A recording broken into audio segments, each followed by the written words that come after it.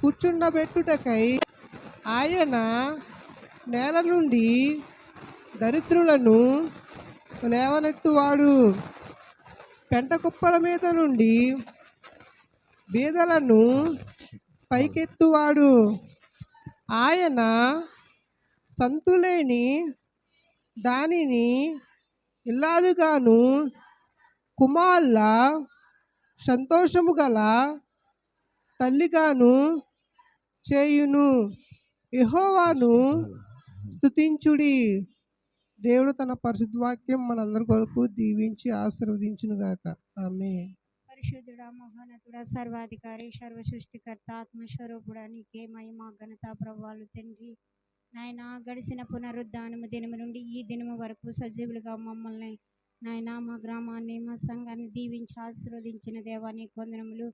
ఇదిగో నాన్న, నాకు ఇచ్చిన సమయాన్ని బట్టి వేలాది వందనాలు. ఆత్మ తల్లిని తండ్రిని దీవించండి, నీ కృపలో బద్దలుపరిచి చదివిన వాక్యం భాగాన్ని బిడ్డలు దీవించి ఆశీర్వదించండి. ఎంతవరకు పాటలతో నిన్ను మయంపరుచుకుని ఆరాధనలో నేను గనపరుచుకున్న వాక్యంలోకి వెళ్ళిపోయి ఉండగా విని గ్రహించుకుంటే మనసు మాకందరికీ దయచేసి మా హృదయములు మీ వైపు తిప్పుకుని మీకు ఇష్టమైన బిడ్డలుగా నడుచుకునే బాధ్యత మా అందరికీ దయచేయమని, నాయన జరిగించే క్రియలన్నీ నాయన క్రమముగా నీలో జరిగించుకుంటావని నజరేయుడైన యేసు నామములో ప్రార్థిస్తున్నాను తండ్రి. ఆమేన్.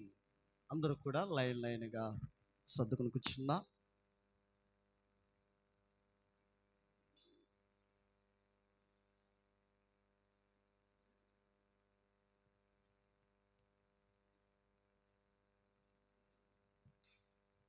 దేవునికి స్తోత్రం కలుగునుగాక.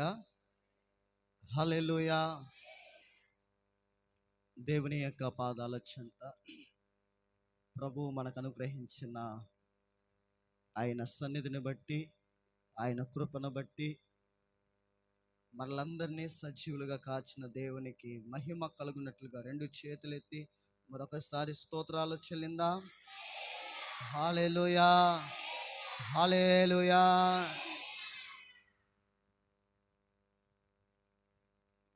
మరి దేవుని యొక్క పాదాల చెంత ఈ యొక్క పునరుద్ధాన దిన ఆరాధనలో పాలు పొందుతున్న మీకు అందరికీ కూడా యేసుక్రీస్తు వారి యొక్క ప్రశస్తమైన నామంలో మీకు అందరికీ శుభాది వందనాలండి. అందరికీ ప్రైజ్ లార్డ్.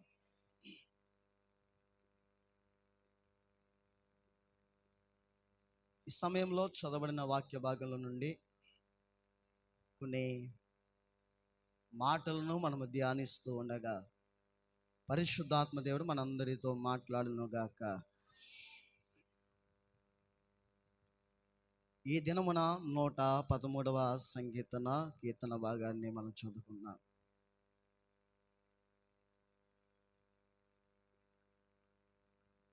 ఇందులో నుండి మొట్టమొదటి మాటను చివరి మాటను మనం జ్ఞాపకం చేసుకుందాం. యెహోవాను స్తుతించుడి.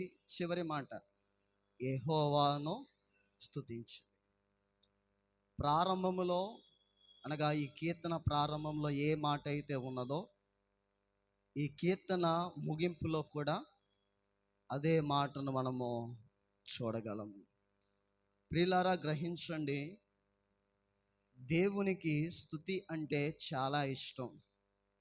స్తుతించేవారంటే దేవునికి ఎంతో ఇష్టం. పరలోకములో మనము జ్ఞాపకం చేసుకుంటూ వెళ్తే గనక ఏమున్నది అక్కడ? స్తుతించడం తప్ప మరొకటి ఏమీ కూడా అక్కడ లేదు. మరి భూమి మీద ఏముంది? స్తుతించడం తప్ప అన్నీ ఉన్నాయి. స్తుతించడం తప్ప అన్నీ ఉన్నాయి. మరి పరలోకంలో స్తుతించడం ఒక్కటే ఉంది. మరి చాలామంది యొక్క నిరీక్షణ ఏంటంటే చనిపోయిన తర్వాత ఎక్కడికి వెళ్ళాలి? ఎక్కడికి వెళ్ళాలి? పరలోకానికి వెళ్ళాలి. మరి పరలోకంలో ఏముందో తెలుసుకోవాలి కదా. ఏముంది పరలోకంలో? బైబిల్లో రాయబడుతుంది, ప్రతి రేయింబగల్లో కూడా మనం ఎవరిని స్తుతిస్తామంటే దేవుణ్ణి. దైవజనుని గారు ఇలా, దైవ సేవకులు ఇలా అన్నారన్నమాట. ఇక్కడ మనం ట్రైనింగ్ అయితేనే అక్కడ ఏం చేయగలమంట? స్తుతించగలమంట. ఇక్కడ ట్రైనింగ్ లేకపోతే అక్కడ ఏం చేయలేం? మనం స్తుతించలే. దేవుని యొక్క వాక్యం కూడా సెలవిస్తుంది, ఇశ్రాయేలు చేయు స్తోత్రముల మీద ఆయన ఆసీనుడు. కాబట్టి మన ప్రభు యొక్క ఘనమైన నామాన్ని మనమందరము కలిసి ఏం చేయాలంటే స్తుతించాలి. మరి గత 2 వారాలుగా చాలామంది స్తుతించకుండా ఉంటున్నారు. యవనస్తులు చేతులు ఎత్తండి. ఎప్పుడు చూసినా సరే అర్ణవ పాట అయిపోయిన తర్వాత ఎక్కడే ఉంటారు, ఓ పాట అయిపోయిన చిన్నారి అంటారా, వీళ్ళిద్దరు తోడుదాం, ఇద్దరు కలిసి వస్తారు, కలిసి వెళ్ళిపోతారు. మీ మధ్యలో యవనస్తులు ఉంటే చేతులు ఎత్తండి ఒకసారి. ఇంకా పెళ్ళి అవ్వలేదు అన్నవారు అలా కదా, ఏ నీకు అయిపోయిందా? అయిపోయింది నీకు, అంతే కదా. ఏం చేయాలంటే ప్రభువుని మనం ఏం చేయాలి? స్తుతించాలి. మరి యవనస్తులకే చెప్పారు, మాకు చెప్పలేదు అనుకుంటున్నారా? అందరు కలిసి ఎవరిని స్తుతించాలంటే దేవునిని మనము స్తుతించాలి. రాయబడుతున్నది, యెహోవా సేవకులారా ఆయనను స్తుతించుడి, యెహోవా నామమును స్తుతించుడి, ఇది మొదలుకొని ఎల్లకాలము యెహోవా నామము సన్నుతింపబడును గాక. సూర్యోదయము మొదలుకొని సూర్యాస్తమయము వరకు యెహోవా నామము స్తుతి నొందదగినది. ఒక మాట అడుగుతాను, దేవుని యొక్క నామము ఎంత బలమైనదో మనకందరికీ తెలుసు. దేవుని యొక్క పాదాల చెంత చేరి ఉన్న మనము సూర్యోదయం మొదలుకొని సూర్యాస్తమయం వరకు ఏం చేయాలంట? ప్రభువుని మనము, అంటే సూర్యుడు అస్తమించిన తర్వాత ఇంక స్తుతించొద్దనా?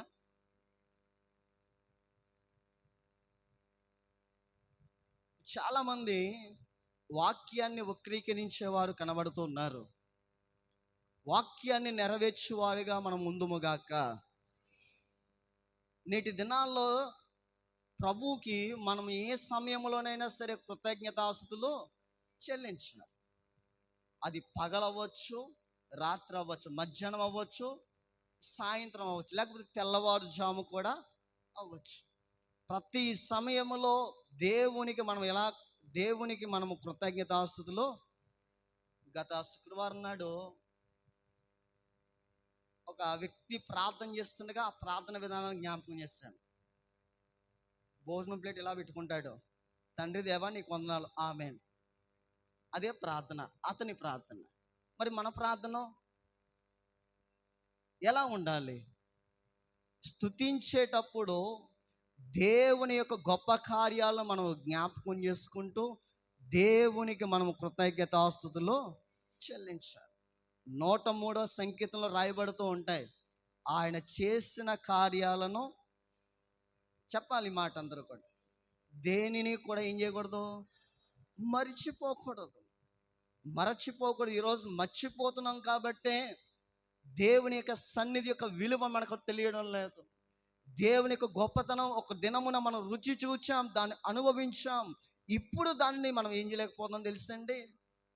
కార్య సాధనం చేయలేకపోతున్నాం. ఇలారా గ్రహించండి, దేవుని యొక్క పాదాల చెంత మనమందరము కూడా స్తుతించవలసిన వారమై ఉన్నాము. దేవునికి స్తోత్రం. యెషయా గ్రంథము 24వ అధ్యాయంలో ఒక మాటను మనం చదువుకుందాం. యెషయా గ్రంథము 24వ అధ్యాయము 15వ వచనంలో రాయబడుతున్నది, అందును బట్టి తూర్పు దిశనున్న వారులారా యెహోవాను గణపరచుడి, సముద్ర ద్వీప వాసులారా ఇశ్రాయేలు దేవుడైన యెహోవా నామమును ఏం చేయాలంట? మనము ఘనపరచాలి. బైబిల్ రాయబడుతుంది, ఘనత ప్రభావములకు అర్హుడు మన ప్రభువు. ఆయనను మాత్రమే మనం అందరం కలిసి ఏం చేయాలంటే ఘనపరచాలి. ఈ రోజున మనుషులను ఘనపరిచే వారు ఎక్కువైపోతున్నారు. ప్రియులారా గ్రహించండి, మనుషులను ఘనపరిస్తే గనక ఎటువంటి ప్రయోజనం లేదేమో, కానీ అదే సకల సృష్టిని సృజించిన దేవునిని మనం గణపరిస్తే గనక దేవుడే తన శక్తితో మనలందరినీ కూడా నింపుతాడు. దేవునికి స్తోత్రం. అదేవిధంగా యెషయా గ్రంథం 45వ అధ్యాయము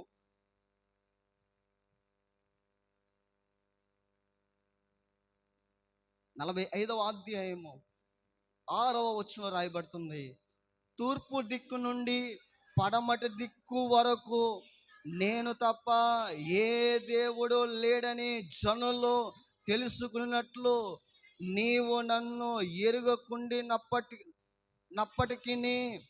నిన్ను సిద్ధపరిచితిని. యెహోవాను నేను తప్ప మరి ఏ దేవుడును లేడు. దేవునికి స్తోత్రం. ఎవరిని గణపరచాలి? నేను తప్ప వేరొక దేవుడు లేడు.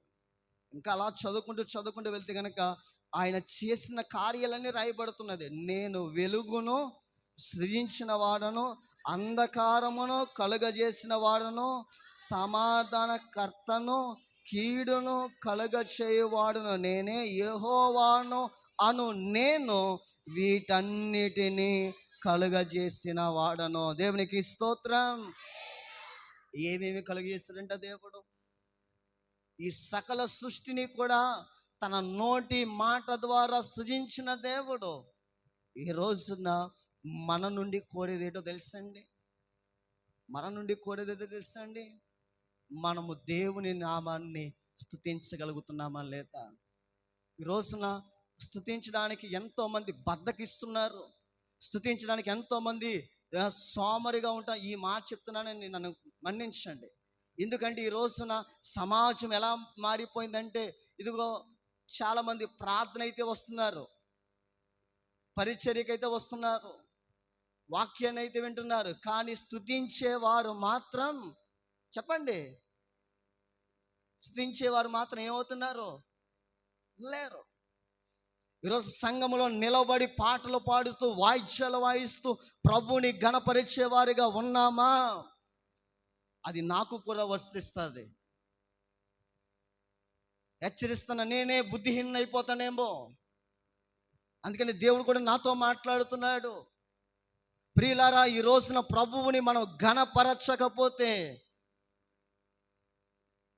ప్రభువారు జీవిస్తున్న దినాల్లో యేసు ప్రభువారు యెరూషలేము వీధులంతా కూడా తిప్పబడుతున్నారు. ఎలా తిప్పబడుతున్నారంటే, వ్రాయబడుతున్న మాటలు ఒక్కసారి మనం గ్రహిస్తే గనక, ఖర్జూరపు మట్టలు చేత పట్టుకుని ప్రజలందరూ కూడా హోసన్నా జయము, హోసన్నా జయము అని దేవునిని గణపరుస్తూ ఉంటే, అక్కడున్న పరిసయ్యులు యూదులు ఏమన్నారో తెలుసండి? ప్రభువా, బోధకుడా, నీ జనులను కేకల వేయడము మానము అంటే ప్రభువారు అన్నారు, ఈ జనులు కేకల వేయకపోతే ఎవరు కేకలేస్తాయి? ఈ రోజున బలముండి మనము ప్రభువుని స్తుతించకపోతే బలహీనులను దేవుడు ఎన్నుకును గాక. ఎవరు బలహీనులు? చెప్పలే. ఆ రోజున మోషే అన్నాడు, నేను నోటి మాన్యమును చెప్పాలి, నేను నోటి మాన్యమును గలవాడును. ప్రభువా, నా అన్నయ్య అన్న అహరోను ఉన్నాడు కదా అంటే దేవుడు ఏమన్నాడు? నీవే నాకు కావాలి. ఈ రోజున ప్రభు సన్నిధిలో ఇదిగో దేవునిని ఏర్పాటు చేసుకుని ఉండగా, దేవునికి ప్రణాళిక మన మీద ఉండగా, ఆయన చిత్తానికి మనం లోబడకుండా జీవిస్తూ ఉన్నట్లయితే గనక దేవుణ్ణి ఎవరు ఎన్నుకుంటాడో తెలుసండి?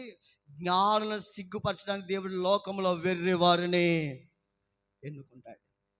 ఈరోజు జ్ఞానం ఉన్నదని ఎన్నో ప్రయత్నాలు చేస్తున్నావు, ఎన్నో పనులు చేస్తున్నావు, ఎన్నో చక్కబెడుతున్నావు, ఎన్నో కార్యక్రమాల్లో ముందుకు వెళ్తున్నావు. అందరూ కూడా అమ్మా నీ చెయ్యే బాగుంది అని నిన్ను పొగుడుతూ ఉన్నారేమో,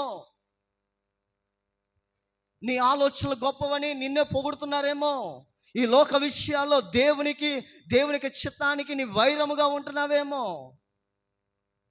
అదే నీ యొక్క పాలిట ముప్పుగా మారుతుంది. గ్రహించండి, ఈ రోజున ప్రభుని స్తుతించకుండా, ప్రభు నామాన్ని ఘనపరచకుండా దేవుడు ఇచ్చిన బలమును నీవు వేరే దానికి ఉపయోగిస్తున్నావా? ఉపయోగిస్తున్నట్లయితే కనుక దేవుడు అడుగుతాడు, నీకు ఇచ్చిన బలం దేనికి ఉపయోగించావు? గత వారం జ్ఞాపకం చేస్తాం, మనం ఎలా స్తుతించాలి దేవుని ఎదుట? సజీవ యాగముగా మన శరీరములు, అదే ఎక్కడున్నారు? సజీవ యాగము దేవునికి ఏం చేయాలండి? శరీరములు అర్పించాలి. ఈ రోజున ఇన్ని ఎందుకు పెడుతున్నా? ఇక్కడ లేరు, ఇక్కడ ఉండడం లేదు, ఇక్కడ ఉండడం లేదు. ఈ రోజున మా ప్రయాస అంతా ఏమైపోతుందో తెలుసు, ఇన్ని నగిలేస్తున్నారు కదా, ఎవరు వాడుతున్నారు అని మాలో సాతాను ప్రేరణ కల్పిస్తున్నారు. ఎందుకు మా దగ్గర వినయ అంటాడు, అంటే ఇన్ని నగిలేస్తున్నారు కదా, ఎవరు వాడుతున్నారు?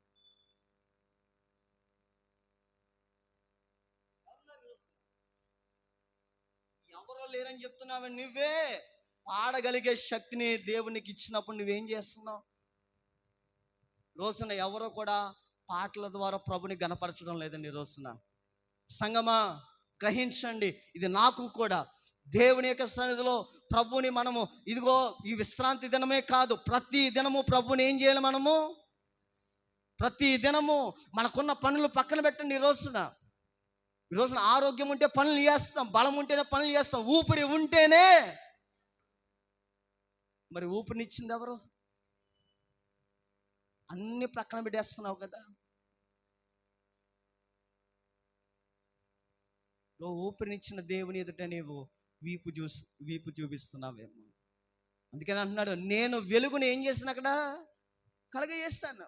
వెలుగిచ్చినది నేనే, అంధకారము కలుగజేసింది కూడా నేనే.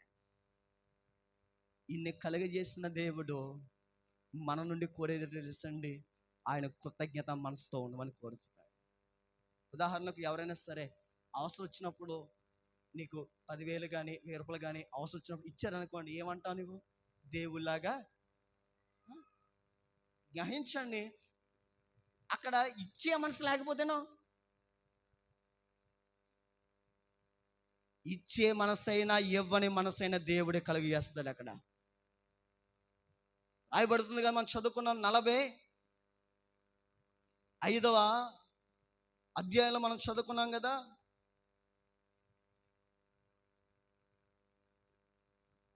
7వ వచనంలో చివరి మాటలు రాయబడి, యెహోవాను నేను వీటన్నిటినీ కూడా కలుగజేసిన వాడును.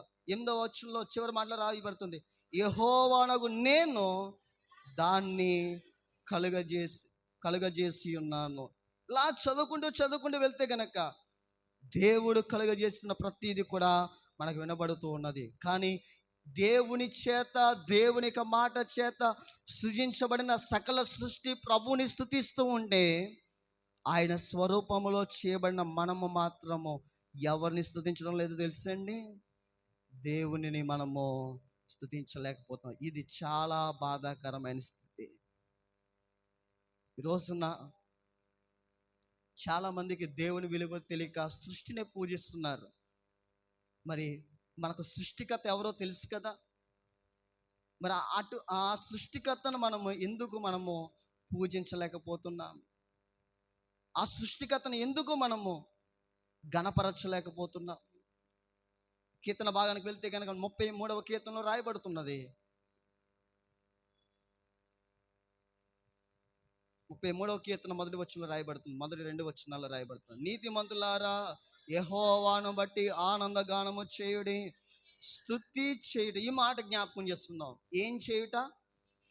స్తుతి చేయుట యథార్థవంతులకు శోభస్కరము. సితారాతో యెహోవాను స్తుతించుడి, 10 తంతుల స్వరమండలముతో ఆయనను కీర్తించుడి, ఆయనను గూర్చి నూతన కీర్తన పాడుడి, ఉత్సాహధ్వనితో ఇంపుగా వాయించుడి. యెహోవా వాక్యము యథార్థమైనది, ఆయన చేయనుదంతయు నమ్మకమైనది. దేవునికి స్తోత్రం. దేవుడు మనల్ని ఎలా పిలుస్తున్నాడో తెలుసండి? నీతిమంతులారా అని పిలుస్తున్నాడు. ఏవండి, మిమ్మల్ని అడుగుతున్నాను, ఇప్పుడు కాకుండా మన ఇంటి దగ్గర ఉన్నప్పుడు అసలు మనలో నీతి అయినా ఉందంటారా? ఒక్కసారి ఎప్పుడైనా ఆలోచన చేస్తారంటారా? ఏదో గొడవ వచ్చినప్పుడు అడుగుతూ ఉంటాం, నీకు నీతి లేదా అంటాం. మన వ్యక్తిగత జీవితంలోకి వచ్చేసరికి ఎదుటి వారిని ప్రశ్నిస్తున్న మనమే మనకే నీతి లేనప్పుడు. కానీ దేవునికి ప్రేమ ఏంటో తెలుసండి, మనము దుర్నీతి పరులమైనప్పటికీ కూడా దేవుడు మనల్ని ఎలా పిలుస్తున్నాడో తెలుసా? నీతిమంతులారా అని పిలుస్తున్నాడు. అంటే దేవుడు ఎందుకో మనల్ని నీతిమంతులుగా చూడాలనుకుంటున్నాడు. బైబిల్లో రాయబడి నీతిమంతులు ఇంకా తెలియదా మాకు ఈ మాట? మీకు నీతిమంతులు ఇంకా పరిశుద్ధులు ఇంకా, దానికంటే ముందు ఒక మాట ఉంటుంది, అది ఇప్పుడు వద్దులేండి. మనకేం కావాలంటే నీతిమంతులారా అనే మాట మనం జ్ఞాపకం చేసుకోవాలి. నీతిమంతులారా అని పిలుస్తూ దేవుడు ఏమంటున్నాడంటే, రాయబడుతున్నది, యెహోవాను బట్టి ఏ గానం అంట? ఆనందం గానం చేయాలి. ఈ రోజున ఎంతమంది ఈ రోజున దేవునికి సన్నిధిలో ఆనందిస్తూ ప్రభుని పాటల ద్వారా ప్రభుని గణపరచగలుగుతున్నారు? ఈ రోజున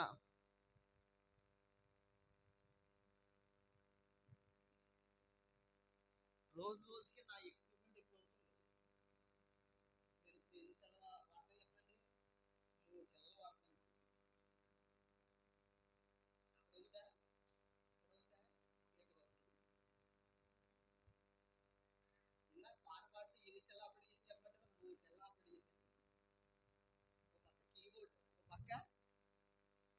ఎన్ని అని నాకు గొప్ప కోసం చెప్పుకుంటలేదు. ఇది ఇన్ని ఆపరేట్ చేయాలంటే ఎలా ఉంటుంది? గ్రహించండి. ఈ రోజున ఎందుకు ఇన్ని ఆర్భాటాలు అంటే కనుక పాటలు పాడేవారు కానీ వాయిద్యాలు వాయించేవారు కానీ లేరు కాబట్టి, ఉండడం లేదు కాబట్టి. అదే ఉంటేనో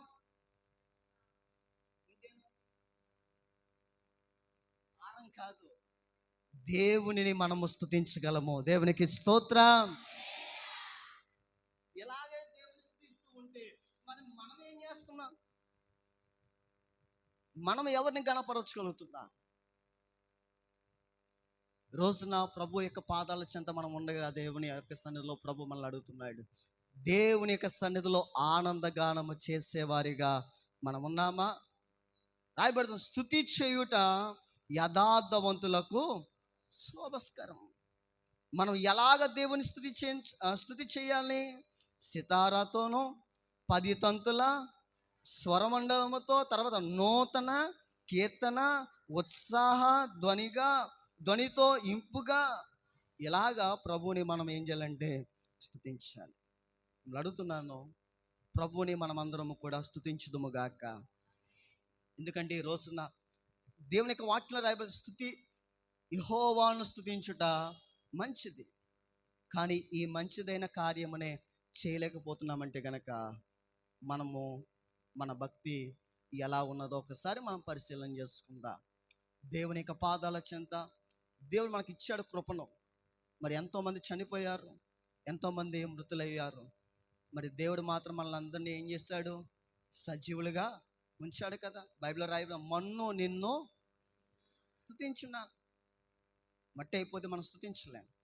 సజీవులుగా ఉన్నాం కాబట్టి సజీవుడైన దేవుణ్ణి మనము మహిమపరచాలి. అట్టి రీతిగా దేవుడు మనల్ని అందరిని నడిపించును గాక. ప్రార్థన చేసుకుందాం.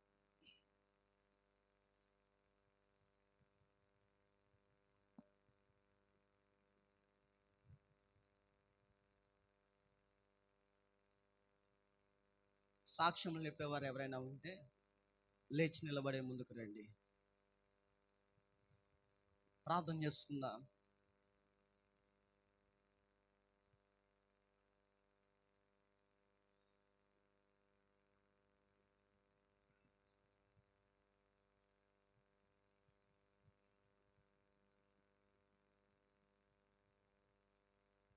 దేవుని యొక్క సన్నిధిలో వాక్యం ద్వారా విన్న మాటలను ఒకసారి మనం జ్ఞాపకం చేసుకుందాం.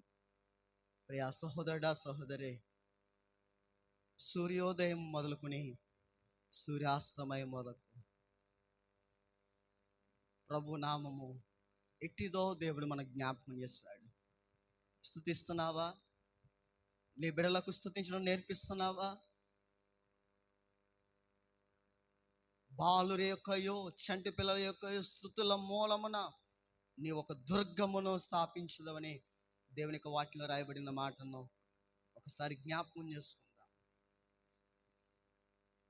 నీవు నేను ప్రభుని స్తుతించాలి, ప్రభువునే మహిమపరచాలి. ఈరోజున పాడే తలంత ఇచ్చాడు, వాయించే తలంతులు దేవుడిచ్చాడు. అయినా సరే ఇన్నిచ్చిన దేవుని ఎదుట నీవు ఎలా ఉన్నావు? దేవునిని గణపరచగలుగుతున్నావా? దేవుని మనం సేవించగలుగుతున్నావా? ఒకసారి జ్ఞాపకం చేసుకుందాం. ప్రార్థన. మహోన్నతుడా, నీకు వందనాలు. నీ సన్నిధిలో ప్రభువా కీర్తన వాక్యం ద్వారా మాతో మాట్లాడు. యెహోవాను స్తుతించుడి, యెహోవా సేవకులారా ఆయన స్తుతించుడి అనే మాటను మేము జ్ఞాపకం చేసుకున్నాం. నిన్నే మేము స్తుతించాలి, నిన్నే మేము గణపరచాలి. ఎందుకంటే నీవు తప్ప మరొక దేవుడు లేడు.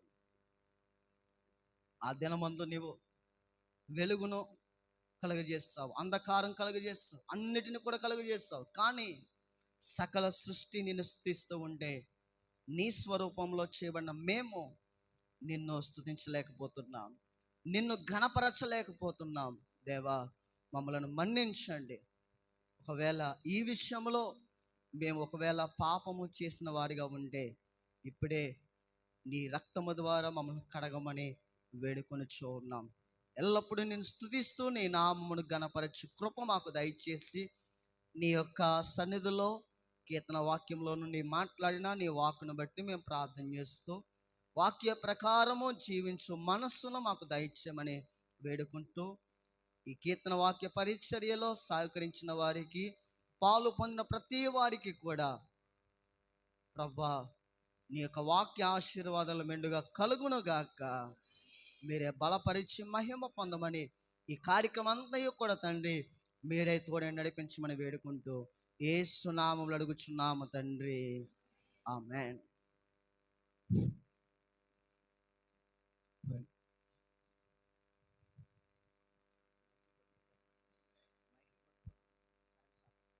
ప్రభు స్తోత్రం అండి. అయ్యగారికి అమ్మగారికి వందనాలండి.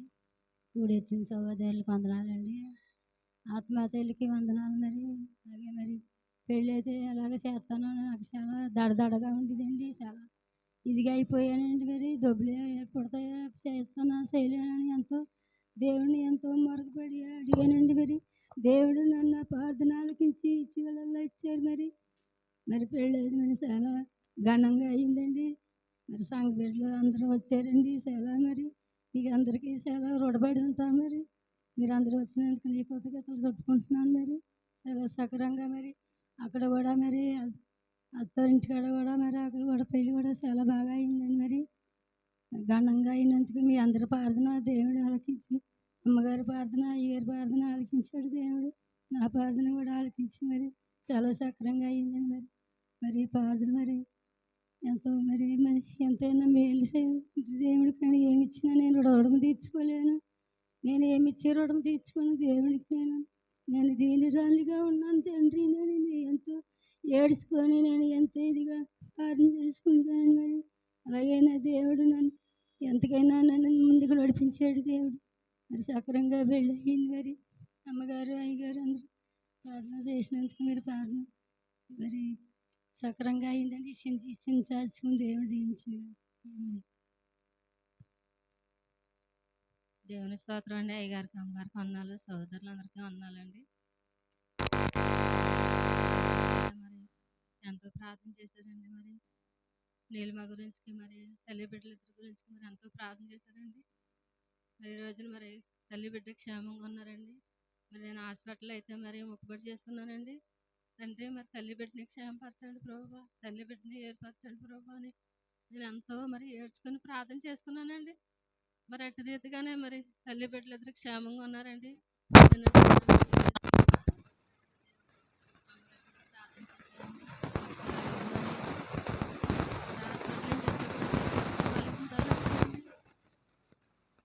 గట్టి ఇంకా తగ్గలేదండి. మరి టెస్టులు చేసుకున్నాం కానీ మరి ఆ టెస్టులో ఏ రిపోర్టు రాలేదండి. మరి దేవుడి దగ్గర కూడా మరి కరిగించేలాగా అందరూ ప్రార్థన చేస్తారని అయ్యగారు అమ్మగారు ప్రార్థన చేస్తారని చెప్పుకుంటున్నానండి.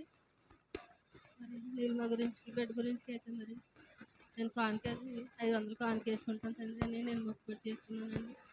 మరి అలాగే మరి నా గురించి నా కుటుంబం గురించి అలాగే రాజు గురించి రాజు మరి దూర ప్రాంతం వెళ్తున్నారండి ఎండ దెబ్బ తగలకుండా అన్నీ లేకుండా మరి క్షేమంగా ఉండాలని ప్రార్థన చేస్తారని చెప్పుకుంటున్నానండి. చిన్న సాక్ష్యం దేవుడు దీవించిన గాక.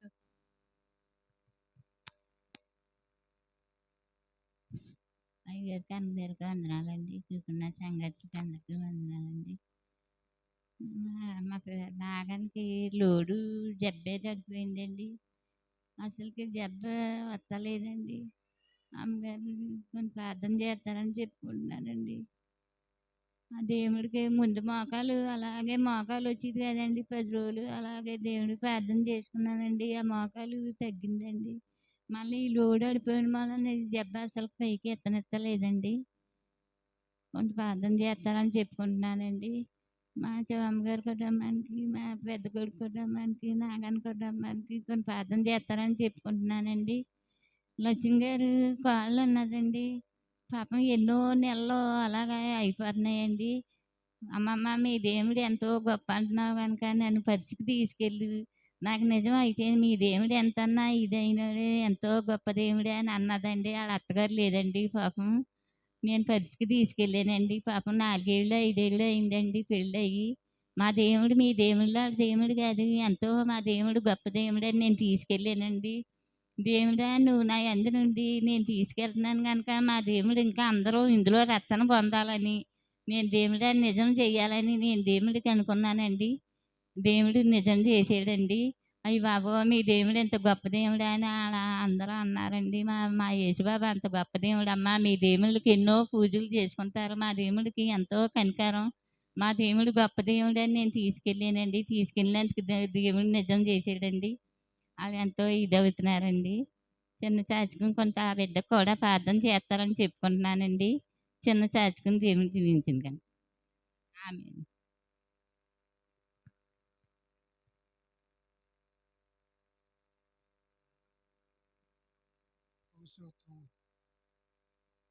పౌసోత్రం అమ్మగారండి. పౌసోత్రం అయ్యగారండి. అయ్యగారికి అమ్మగారికి వందనాలండి. వచ్చిన సంఘ బిడ్డలకు అందరికీ నా హృదయపూర్వక నమస్కారం. మీరు యేసయ్యా ఇదిగో తండ్రి నాయన, ఇదిగో తండ్రి నాయన, ఇదిగో దేవా వందనాలు తండ్రి. రాత్రి హాస్పిటల్ జాయిన్ చేశారండి బిడ్డని. రాత్రి చూసి మళ్ళీ ఏరే హాస్పిటల్కి మళ్ళీ జాయిన్ చేయమని రాశారండి. మళ్ళీ ఆ బిడ్డను అక్కడికి తీసుకుపోయారండి. ఆ బిడ్డ